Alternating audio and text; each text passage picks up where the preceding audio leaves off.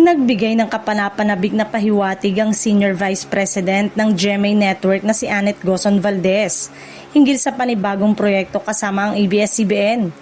Ito ay matapos siyang makatsikahan ng isang event na dinaluhan ng ilang personalidad mula sa industriya. Naganap ang maikling panayam sa advance birthday party ni Bernard Cloma na ginanap sa Bonifacio Global City noong March 19, 2026. Sa nasabing okasyon, ibinahagi ni Gozon Valdez na may isa na namang collaboration na inihahanda ang dalawang higanting network, bagay na agad umagaw ng atensyon ng entertainment insiders. Ayon kay Gozon Valdez, tuloy-tuloy lamang ang kanilang partnership sa paggawa ng mga proyekto. Meron, tuloy-tuloy kasi yung collab, let's see, secret. Aniya niya na may kasamang ngiti.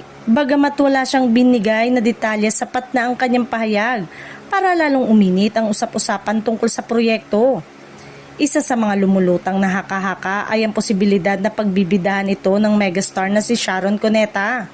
Gayunpaman, nananatiling hindi kumpirmado kung siya nga ang magiging pangunahing bida sa naturang serye na inaasahang ipapalabas sa GMA7.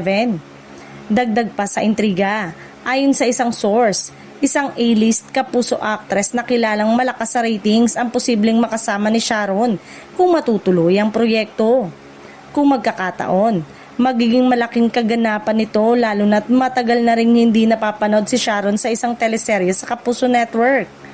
Kung babalikan, isa sa mga huling naging proyekto ni Sharon sa GMA ay ang GMA Super Show na pinangunahan ni Herman Moreno. Kaya naman inaabangan ngayon ng fans ang opisyal na anunsyo mula sa dalawang network upang makumpirma ang detalye ng inaabangang collaboration.